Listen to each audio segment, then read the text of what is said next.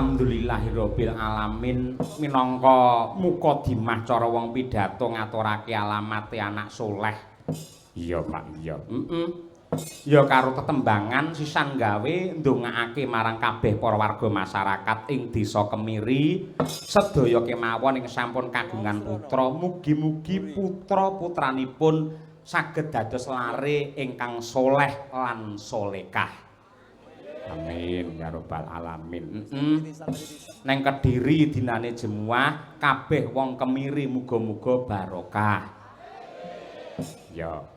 Neng Kediri golek sayur muga-muga kabeh wong Kemiri sehat dan panjang umur. Neng Kediri golek cengkeh muga-muga wong Kemiri rejekine akeh. Tuku bolu jerone ireng terus sinden 8 meteng bareng. Ya aja bisa sirame kok ya. Sembah nuwun ingkang tanpa upama. Ora ngira babar pisan lho tak kira bubar wayangan 2 taun sing kepungkur Piyayi Kemiri Pak Lurah barang panitia perangkat ki wis lali karo awake dhewe. Iya, jebul isih kelingan. Iki lho katresnan sing diparingake warga masyarakat Kemiri marang awake dhewe sak kanca Madangkara. Iya, sing patut diacungi jempol ki ing bab kerukunane gotong royong samat sinamadan daya dinayan. Swadaya per RT ditambahi APBDes, BPD, pamong ya melu urunan, carike ya urunan, ewadene ana kurange 20 juta sing nutup Pak Lurah. Wah, semono. Kaya ngono kuwi. Kuwi ora piyai semangat apa enek to, Nduk, nganti kaya ngono kuwi. Tur sing menang menentukan dalang iki dudu Pak Lurah, dudu panitia, dudu perangkat. Ini ya kabeh para warga masyarakat. Mila matur nuwun dumateng warga masyarakat Kemiri sedaya kemawon, awit katresnanipun dumateng kula. Mugi-mugi iuran saking panjenengan boten ical, malah dados rejeki ingkang melimpah ruah kebak ing reh barokah. Amin ya rabbal alamin. Tur ya mesti tumplek-blek ning lapangan ya ngene iki 2 taun kepungkur ya, Mak. Temenanan. Lapangan iki menjadi lautan manusia kaya mengkono akeh sing rawuh. Tur hebate yen wayang biyen sing mirsani mung Piyayi Kakung ning Ripalungguhan iki sawangen Piyayi Putri ibu-ibu ki do kepareng mirsani wayang. Tur ya lenggah mesti njaluk nggon ngarep dhewe. Ya, ora Ponorogo, ora Solo, ora ngendi wae. Wong wedok ning ndi-endi mesti menangan. Iya, menangan. Pak Lurah wae karo aku fotoe gur pisan. Parendene ibu-ibu PKK iso ping 10 kok. Iya to. Kaya ngono kuwi. Mulih Pak Dalang ganti gaya Pak Dalang. Ngeten Pak Dalang, selfie Pak Dalang. Masane dalang rene iki butuhe manyang jak foto wae. Kuwi minangka tandha tresna ya, Mak. Minangka tandha tresna. Intine matur nuwun sanget dumateng sedaya para warga masyarakat. Wabil khusus dumateng Bapak Kades 2 periode Bapak Nurdianto SP. Piyayine gagah gedhe dhuwur kaya Raden Werkudara. Ning penggalihe kaya Prabu Puntadewa, lembah manah alus ya kaya ngono kuwi. Iya, Pak. Kaya ngono kuwi elok tenan yen Pak Lurah ki. Kaya ngono kuwi anggening kerangkani lan tresnani karo para warga masyarakat. Mula saben-saben masyarakat duwe kersa apa wae, duwe kekarepan apa wae, duwe usul apa wae, waton positif mesti diamini karo Pak Lurah. Mula ora aneh ramokal 2 periode Pak Lurah Nurdianto ditresnani karo warga masyarakat Kemiri. Tak suwun gandeng dadine becik lan apik, dadine rukun lan tentrem. Aja mung 2 periode, insyaallah mugi Allah ngabulake bisa 3 periode untuk mengayomi warga masyarakat Kemiri yang tercinta ngono, Nduk. Amin ya rabbal alamin. Kaya ngono kuwi. Ya, sawangen Pak Lurah ya mbak guyang-guyu ngene janjane entek ya akeh. Iya to. Daleme kae nggen ngarepan kae sawangen nganti ora kober ngecet. Ha iya kaya ngono. Mergo nggih labuh karo desa ya, Mak. Nganti kaya ngono kuwi. Wis pokoke ora lokak saya kebak Pak Lurah. Iya, ngono kuwi.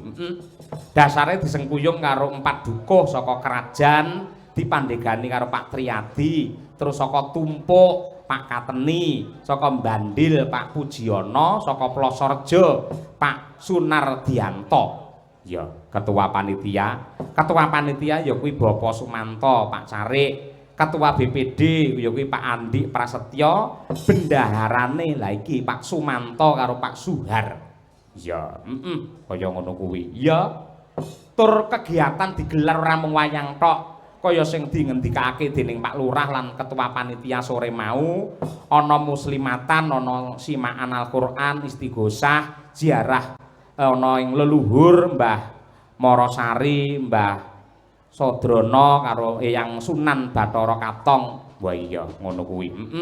Sing nyatani iso lestari nganti tekan Ripalungguhan iki. Iya mak iya. Kaya ngono. Lan ugi matur nuwun karo Bu Lurah, Bu Lurah. Lan ugi para-para ingkang sampun masak wonten dalemipun Pak Lurah. Kaya 2 taun kepungkur ngerti lamun to dalang sinden sak yagane iki senengane sate gule.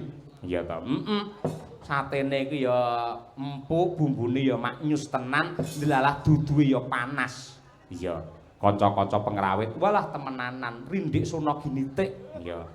Imbah imbuh sinden ya do imbuh kocapa bareng dalange mung kari duduh tok nduk. Dadi apa irus tak ubengne seser ora enek apa-apane wisan. Ha iya ning penting lak ya wis malah ngono kuwi malah tandha tresna. Kowe iki awakmu yen lemu ngene aja kakean kolesterol. Ora kok meneng jero malah dicawisi karo panitia luar biasa. Sembah nuwun. Iya. Elok temenanan. Muga-muga kerukunan rasa panunggal, rasa persatuan dan kesatuan guyub rukun gotong royong iki tetep lestari ana ing desa Kemiri nganti kapan bae ora ana sing jigal-jigalan, ora ana sing sikut-sikutan, anane mung tentrem lan rahayu. Merga mirsani wayang insyaallah atine dadi seneng, atine dadi marem, le nyambut gawe saya mempeng, pikirane dadi padang, sing akhire sandang pangane melimpah ruah untuk warga masyarakat Kemiri sedaya kemawon. Iya. Ngono kuwi. Kaya ngono kuwi. Sembah nuwun uga digelar reog Singa Budaya made in saka Kemiri dhewe. Ana meneh karawitan Kakung Putri PKK saka Kemiri. Pokoke iki niki desa yang berbudaya, Mak. Pancen bener. Mula Ripalungguhan iki minangka salam pambuka gandeng kene iki kampung seni. Sadurunge ngaturake sing gradakan, ngaturake sing klasik luwih dhisik, no. Upamane sinom parijata kunjuk dumateng para sepuh adi sepuh lan para pini sepuh ngono. Sing kepareng nyebawa utawa nyinden nyuwun pambiyantu karo Ibu Sukesi Rahayu. Oh Bu Kesi. Men ngaturake nggih tamba sayah dumateng para panitia sedaya. Iya ngono wabil khusus dumateng Pak Lurah ya Mas. Kaya ngono kuwi Bu Lurah lan sedaya kemawon. Monggo Bu Kesi Rahayu.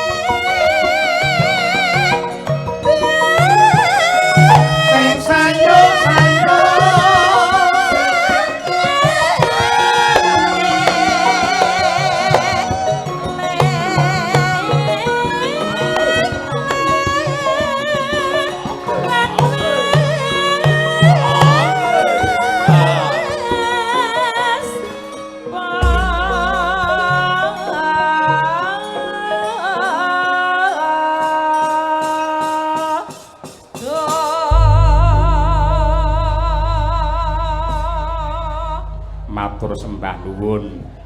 Iki uga ana bintang tamune, no? Iya apa? Sapa? Ya kuwi kaya 2 taun sing kepungkur, ya kuwi Pak Haji Sumarbagyo Gareng. Iya. Terus sing putri yen 2 taun kepungkur Mbak Elisa saiki genti rasa, ya kuwi Mbak Tatin Titot. Wah iya. Iya, njur diaturi jumeneng ya kuwi Pak Sumarbagyo Gareng. Terus dibarengi karo udan men ora kendho semangate men kiprah blendrong. Ya apa? Sing adate Pak Gareng le kiprah gagahan Ki Ijen men ana warna yang lain tak barengke karo anakku wedok ya kuwi Mbak Okvalica. Iki ya saka lulusan Tari Isi Surakarta. Joget gagahan ya iso, insyaallah iso. Mula dipamerke marang warga masyarakat kemiri sedaya. Oh iya. Monggo Mas, blendrongipun dados, ya Pak.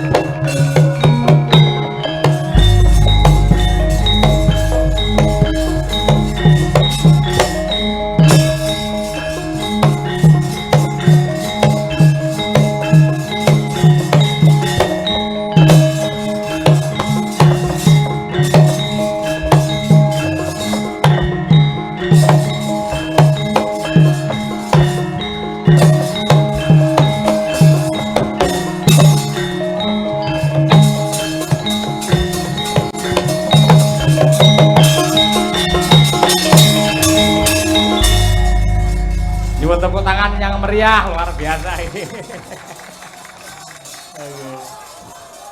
Pripun sampun terang dereng ngriku?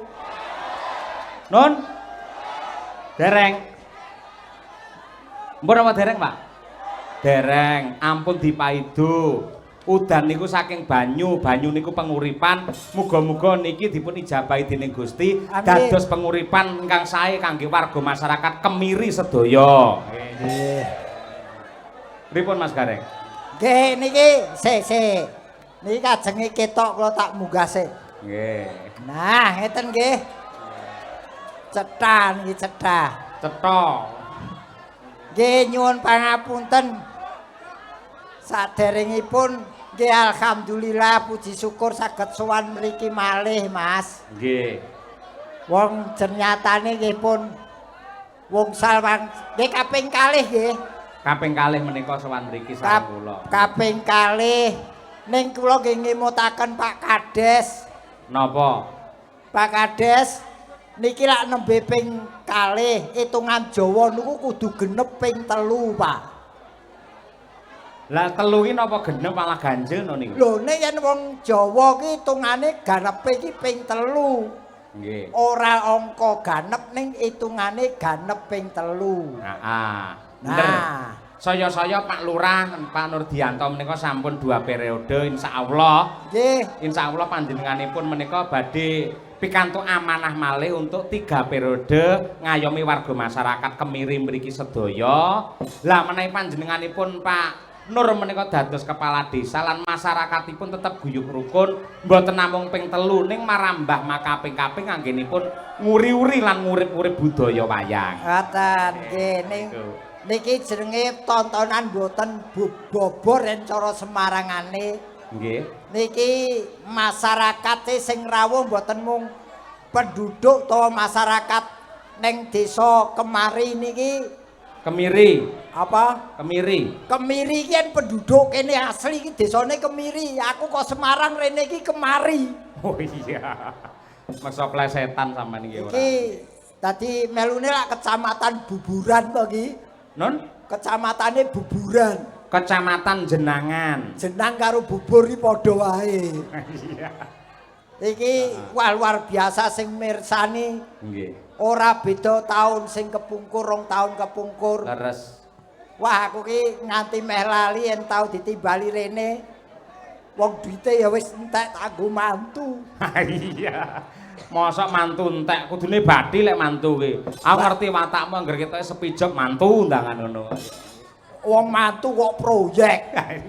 Mantu ki nawa itu ibadah. Heeh. Nikahake anak. Ora beda kaya Pak Kades bengi iki lak ibadah ujube. Leres. Nadyan biayane kurang ditutup oleh beliau. Nggih. Wah Pak Nurdianto ki jan betul-betul sesuai karo asmane. Kok iso? Nur kuwi memberi cahaya. Heeh. Dian kuwi pepadang. Bener. To kuwi nata. Dadi beliau menjadi kades kuwi nata memberi pepadang lan cahaya desa Kemiri. Wah, iki Pak Nurdianto. Nurdianto. Nggih. Desane Kemiri, apakah makna dari Kemiri? KEMIRI. Kaki kabupatene melu Ponorogo. Leres, nggih. Ewadene kadese Pak Nurdianto asmane. Betul. Masyarakate guyub rukun. Iki isih nglestarekake budaya bersih desa rasulan apitan lan liya-liyane. Rame kahanane bengi iki mergo gelar wayang kulit dalange Ki Cahya Kuntadi. Terakhir iki bengi ana garenge sing saka Semarang. Wah. Meksa katut jenengan kuwi. Katute kudu digarisbawahi nganggo Semarang, Mas. Mergane? Mergo saiki gareng ning ndi kabupaten kota wis akeh. Oh iya. Nggih. Nek ya ora apa-apa wong jenenge ngedum rejeki. Leres. Kaya Pak Kades ini iki lak ibarate ngedum rejeki secara tidak langsung. Nggih, leres. Dono rasa, dono driyah. Ora lokak bakal saya kebak Mas Gareng. Pancen panjenengane Pak Kades ki orang yang sudah siap menjadi kades. Buktine apa siap menjadi kades? Sesuai dengan jabatan beliau kades. Kades itu orangnya harus memenuhi syarat 5 huruf ini. KADES. K. Karakternya harus baik. Karakter ki sifate kudu becik. Kuncine niku nggih. Nah, A. Akalnya harus pintar. D. Dedikasinya harus tinggi terhadap yang dipimpin. E. Ekonominya harus mapan. Terakhir S. Spiritualnya harus tebal. Wah, kuwi artine kades. Ki Pak Nurdianto ki kuwi. Iki memang tak lem ki tenan Pak Nurdianto bengi iki tak lem pokoke. Sebabe apa kok dilem? Tekodhok wis disuguhi gule karo sate. Enak toh? Aku kolesterolku pas dhuwur ya maksa tak buntel, Mas. Go mulih. Go mulih no edian suguhan. Ponorogo Semarang ki adoh teko Semarang dadi apa gulene? Loh. Sing nglegake sing nyuguhi. Disuguhi ora dipangan ki gelo piyayine. Tetep tak buntel tak gawa mulih. Tekan ngomah? Tak dol. Sampeyan iki dagelan kondang laris moko adur gule lho. Sik to, apa wong dodolan iki kudu wong sing ora duwe? Wong sing duwe ya entuk dodolan. Nek ya ora patut diparingi saka panitia kemiri kok njur tekan omah didol. Lah weteno yen aku butuh duit to. Lho nyatane karo Pak Lurah ya wis dilunasi sore mau. Lah mergo wis lunas ki aku golek tambahan. Malah ora tenan aku tenan matur nuwun tenan ditimbali rene nek wis tombo kangen Mas. Nggih, ning ora mandeg teko semene lho Mas Gareng. Babe. Desane lak Kemiri wis kok terjemahke kok jabarke. Kecamatane Jenangan. Apakah kepanjangan dari Jenangan? Ki jenenge camate mbuh aku rung tepung. Mergo rung tau nimbali. Lah. Namun demikian, lha iki. Tetep panjenengane ya rawuh bengi iki. Nganti ora nimbali tak enteni. Dagelan kok ngincim ora. Ora ngincim piye mosok kadese wis nanggap kok camate ru nanggap. Yen aku ya isin. Loh, kok sik to? Kades bersih desa ki mergo disengkuyung karo warga. Lek Pak Camat dadi kepala ning kecamatan apa ene kok bersih camat ora eneng. Yo dianake. Dianake piye? Bersih kecamatan dianake. Anggarane? Loh, kok kades? Kades piye? Engko sing urunan kades-kades. Loh, Kemiri urunan saka warga, akhirnya ditutup karo Pak Kades. Engko lek urunan kades-kades sak desa, sak kecamatan Kemiri, sak kecamatan Jenangan. Sing nutup kok sapa terusan?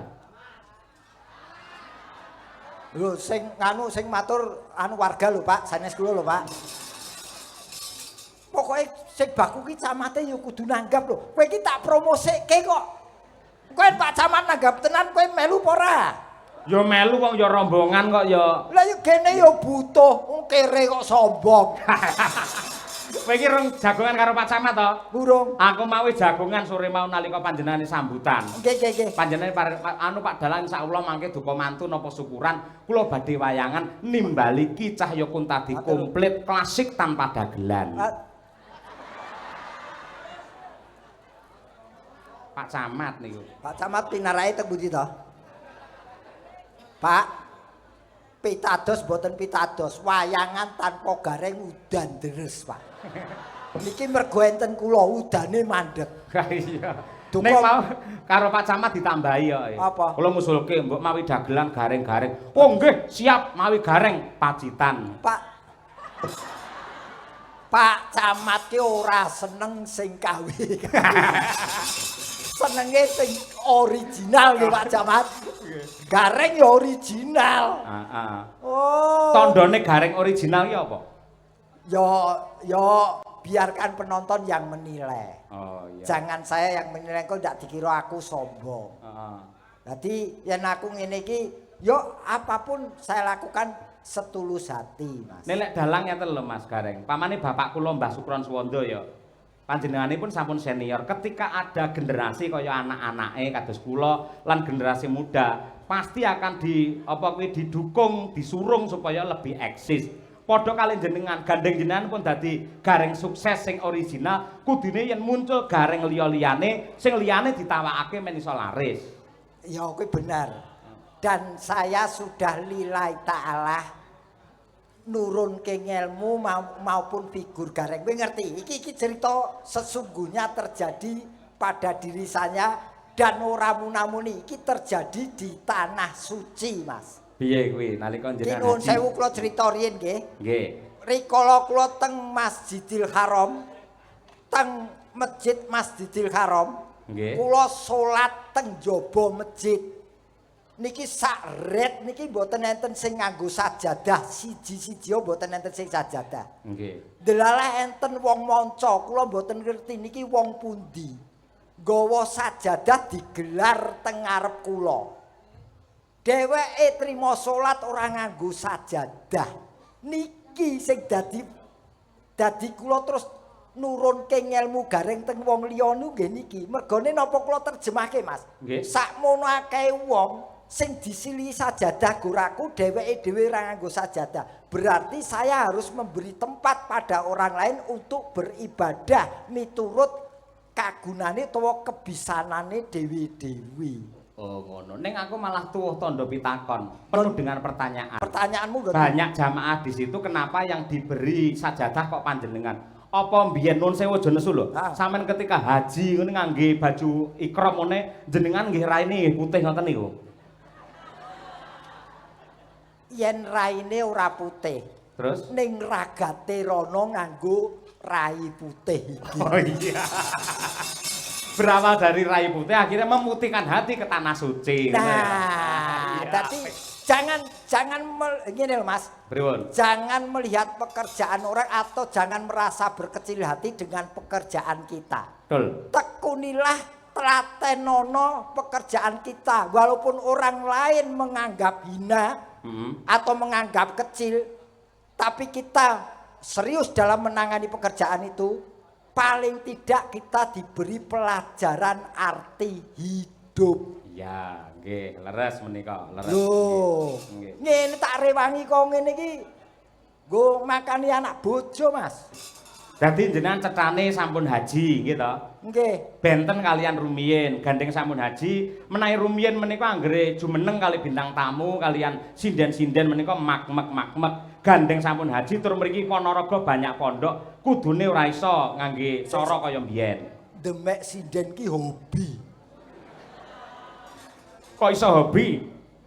Tegese hobi ki demek sinden ya terbatas pada dunia tontonan ora tekan batine. Oh iya. Aku ora duwe perasaan utawa pikiran sing negatif.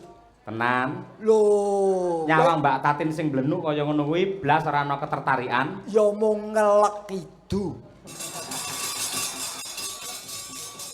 Aku ki meh omong resik, kemersik-resik, engko yen terjadi hal yang negatif kok ndak diwelehke wong. Lumaku lumrahe menungso. Ning paling tidak setelah haji ora ketang mung 5% 10% ada perubahan positif terhadap diri saya. Amin ya rabbal alamin. Kowe rasa takon aku dagelan kowe munggah haji kowe terus dalang kapan munggah haji? Ayo tak balik wis saiki. Ayo. Loh, ya suwane genah sepon jenengan pamane dhisik jenengan iki memper. Aku iki munggah kaji ora tak omong-omongne kaya jenengan. Kok sik to? Munggah haji kok pathokane umur ki piye? Loh, otomatis kan ya sing daftar ora dhisik jenengan. otomatis kok kaya mobil we otomatis. Munggah haji ki ora terbatas umur, nomo ya entuk. Oh, ngono. Kare kowe niat apa ora? Niat. Wis daftar aku. Lho daftar ki kabeh wong daftar, nyelengi apa ora? Lembuh Bu Kesi sing nyekel duwike kok. Gene ya wedi karo bojone. Ora kabeh ki rezeki Mas. Nggih. Dadi wong iso rono ki kerejeken salah satu unsurnya. Nggih, leres. Nah, gandeng enten Mbak Tatin men saya regeng men saya gayeng gitu. Nggih. Tur ya dinteni karo piyai kene aku nggumun ya. Lek sinden liya-liyane iki trincing-trincing ngono ki pamane ditresnani karo masyarakat lak memper. Lho piyayine kaya dream kaya ngono lho. Jangan melihat body. Lah terus lihatlah di balik body itu ada kelebihan apa? Oh, ngono. Iya. Apa kelebihane? Ya takono dhewe, paling ora lah ya gaje. Ha iya. Sandung lamur, tetelan. Wong Pancen imut-imut niku. Imut. Monggo dayoe teko, monggo Mbak Titin jumeneng ya.